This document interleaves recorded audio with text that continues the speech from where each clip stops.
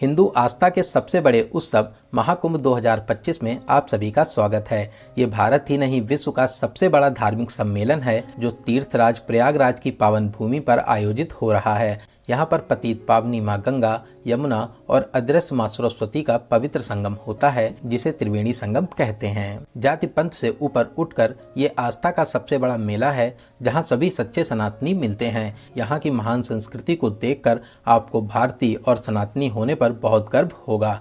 आज मैं आपको इस धार्मिक और आध्यात्मिक यात्रा पर ले चलूंगा। मेरी पूरी कोशिश रहेगी आपको इस महाकुंभ के हर एक छोरों और किनारों को दिखा सकूं। तो आप सभी को मेरा प्यार भरा राम राम।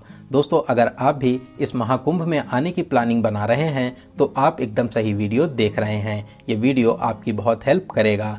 आज के इस खास वीडियो में हम लोग बात करेंगे आप यहाँ तक कैसे पहुँचेंगे, रुकने और खाने पीने की कैसी व्यवस्था है, स्नान और दर्शन का सही तरीका क्या रहता है, संत महात्माओं और अखाड़ों में कैसे जाएं, प्रयागराज में दर्शन और घूमने के कौन कौन से प्रमुख स्थान है, फ्री में आप खाना पीना और रहना कैसे कर सकते हैं और वीडियो के लास्ट में बात करेंगे संपूर्ण बजट की। तो महाकुंभ 2025 की A to Z complete information के लिए वीडियो को एक बार पूरा जरूर देखें।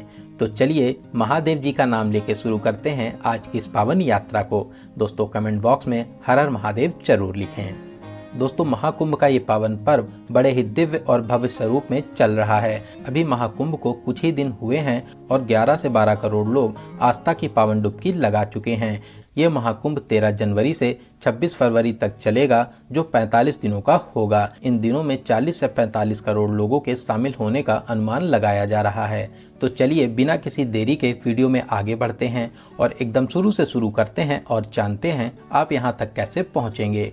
दोस्तों, प्रयागराज में बहुत से वेल कनेक्टेड रेलवे स्टेशन हैं जैसे प्रयागराज जंक्शन, प्रयागराज रामबाग, सूबेदारगंज, बमरौली, तारागंज, झूसी, नैनी, प्रयागराज छूकी, फाफामऊ, प्रयाग जंक्शन और प्रयागराज संगम। आपको लगभग सभी बड़े स्टेशनों से यहाँ तक के लिए डायरेक्ट ट्रेन मिल जाएंगी। रेलवे ने भी रेगुलर और स्पेशल ट्रेन को मिलाकर 13,000 ट्रेन महाकुंभ के लिए चलाई हैं। इसके अलावा महाकुंभ को देखते हुए प्रयागराज में फ्लाइट की भी संख्याओं को बढ़ाया गया है। आप फ्लाइट से भी प्रयागराज तक आ सकते हैं। वहीं बहुत से लोग अपनी खुद की कार से भी आते हैं। भीड़ को देखते हुए शहर में अलग अलग पार्किंग और ट्रैफिक सिस्टम बनाया गया है। नॉर्मल डेज में तो आप मेला क्षेत्र के पास तक आ जाएंगे। वहीं शाही स्नान के दिन शहर में सभी प्राइवेट वाहन बंद रहेंगे। उस दिन आप जिस भी रूट से आएंगे वहीं पर आपको पार्किंग फैसिलिटीज मिल जाएंगी। नज़दीकी घाट पर आप स्नान आदि कर सकते हैं। तो चलिए रेलवे स्टेशन से ऑटो में 20 से 25 रुपए देकर new Naini bridge, parade ground या चुंगी तक आ जाएंगे। दोस्तों, नॉर्मल डेज में आप इन पॉइंट्स तक आकर 1.5 से 2 किलोमीटर पैदल चलकर बड़े हनुमान जी किले के पास तक पहुंचकर संगम क्षेत्र में आ जाएंगे। वहीं शाही स्नान के दिन शहर में सभी प्राइवेट वाहन बंद रहेंगे तो आपको गवर्नमेंट ऑटो या बस के माध्यम से ही इन पॉइंट्स तक आना होगा। शाही स्नान के दिन आप मान के चलिए कि कम से कम 7 से 8 किलोमीटर आपको पैदल भी चलना होगा। दोस्तों, महाकुंभ 2025 में शासन और प्रशासन ने विशेष तैयारियां की हैं। पूरे मेला क्षेत्र को यूपी का 76वां जिला बनाया गया है जिसे 25 सेक्टर में बांटा गया है। जन सैलाब को नियंत्रित करने के लिए पूरे मेला क्षेत्र में 44 घाट भी बनाए गए हैं। हर घाट पर विशेष निगरानी रखी जा रही है। Army, police, NDRF, SDRF, paramilitary, PAC और प्राइवेट पुलिस के 1.5 लाख जवान अपनी सेवाएं दे रहे हैं। महिलाओं की सुरक्षा के लिए विशेष ध्यान दिए जा रहे हैं। साथ ही साथ सभी घाटों पर महिलाओं के लिए चेंजिंग रूम की फैसिलिटीज भी दी गई हैं। साथ में यहाँ पर एक प्लेस से दूसरे प्लेस तक जाने के लिए 30 पीपा पुलों का भी निर्माण किया गया है। जब आप यहाँ पर स्नान करने के लिए आएंगे तो यहाँ की विशेषता देखकर आपको बहुत ही अच्छा लगेगा। दोस्तों, 6 वर्षों में अर्ध कुंभ का आयोजन होता है और 12 वर्षों में पूर्ण कुंभ का आयोजन होता है और फिर 12 कुंभ के बाद में 144 साल बाद महाकुंभ का आयोजन किया जाता है। इस बार के कुंभ को महाकुंभ के रूप में मनाया जा रहा है। दोस्तों, महाकुंभ में शाही स्नान का विशेष महत्व माना जाता है और महाकुंभ में शाही स्नान को अमृत स्नान कहते हैं। इस बार पहला अमृत स्नान 14 जनवरी मकर संक्रांति के दिन, दूसरा 29 जनवरी मौनी अमावस्या, तीसरा 3 फरवरी बसंत पंचमी, चौथा 12 फरवरी माघी पूर्णिमा और पांचवा और अंतिम 26 फरवरी महाशिवरात्रि के दिन होगा। इसी दिन के बाद से महाकुंभ का आयोजन भी समाप्त हो जाएगा।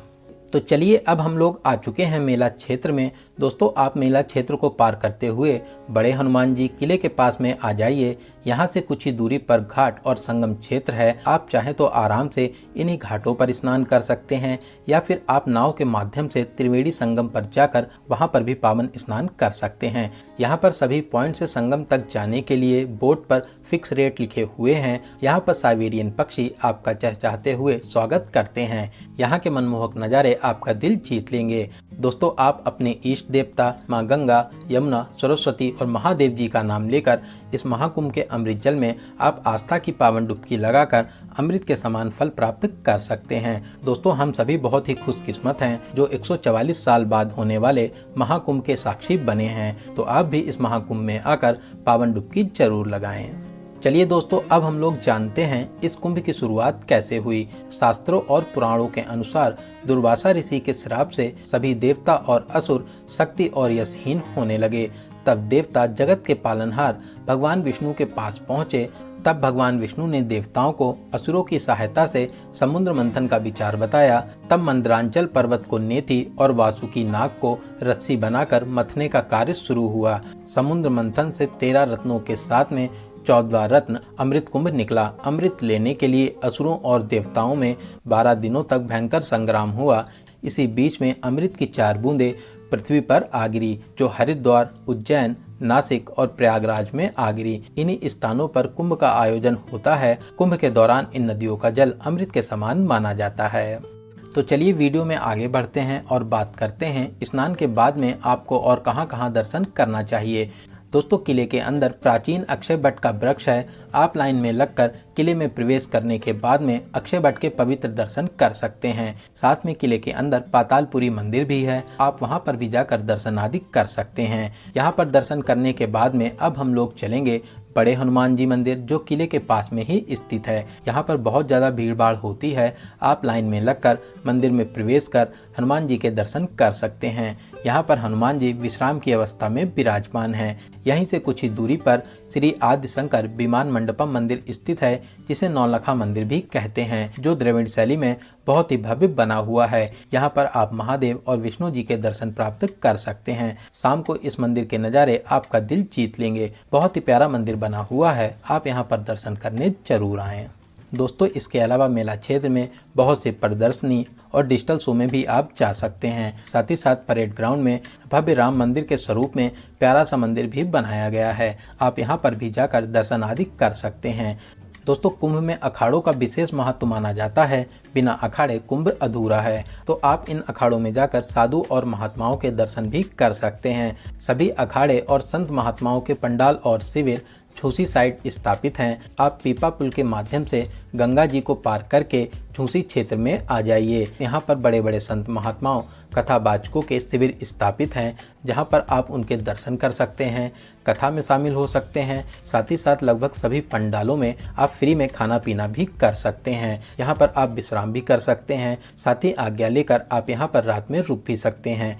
तो चलिए अब हम लोग बात कर लेते हैं रुकने की। अगर आप नॉर्मल रुकना चाहते हैं तो आप यहाँ पर संत महात्माओं के शिविर में रुक सकते हैं। इसके अलावा संगम क्षेत्र और नैनी साइड में टेंट सिटी भी लगी हुई है जहाँ पर आप मात्र 100 रुपये देकर एक नॉर्मल बेड ले सकते हैं। इसके अलावा अगर आप VIP टेंट लेना चाहते हैं तो फिर आप महाकुंभ की ऑफिशियल वेबसाइट पर जाकर टेंट की बुकिंग कर सकते हैं। इनकी स्टार्टिंग 8,000 रुपये से हो जाती है। इसके अलावा अगर आप प्रयागराज में होटल लेना चाहते हैं तो आप प्रयागराज जंक्शन स्टेशन के सामने रुक सकते हैं, रामबाग स्टेशन के आसपास ले सकते हैं या फिर आपको मेला क्षेत्र से 4 से 5 किलोमीटर रेंज में कहीं पर भी होटल मिल जाता है तो आप रुक सकते हैं। इस टाइम पर होटल्स के कोई फिक्स रेट नहीं है तो आपको कम से कम जितने में भी मिल जाएं आप आराम से उनकी बुकिंग कर सकते हैं।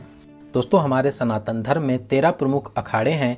आपको इन अखाड़ों में महान साधु संतों के दर्शन करने का सौभाग्य मिलता है। आप इनकी भक्ति, योग और हठ साधना को देखकर आश्चर्यचकित रह जाएंगे। आपको यहाँ पर दर्शन करके बहुत ही अच्छा लगेगा।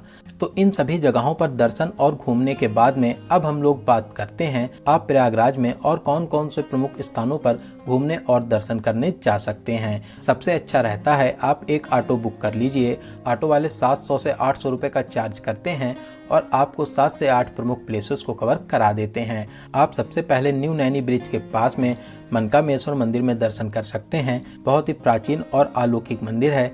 यहाँ पर दर्शन करने से सभी मनोकामनाएं पूरी होती हैं। फिर उसके बाद में आप ऑटो के माध्यम से कंपनी गार्डन चले जाइए, जिसे चंद्रशेखर आज़ाद पार्क भी कहते हैं। ये वही प्लेस है जहाँ पर चंद्रशेखर आज़ाद जी ने अंग्रेजों के साथ लड़ते हुए अपनी अंतिम गोली खुद को ही मार ली थी। फिर आप इसके बाद में भरद्वाज आश्रम और पार्क में भी घूमने जा सकते हैं। यहाँ पर ऋषि भरद्वाज जी की विशाल प्रतिमा स्थापित है। 14 वर्ष के वनवास के समय राम जी भरद्वाज जी के आश्रम पर आकर रुके थे। तो यहाँ पर घूमने और दर्शन करने के बाद में आप फिर से मेला क्षेत्र के पास में आ जाइए।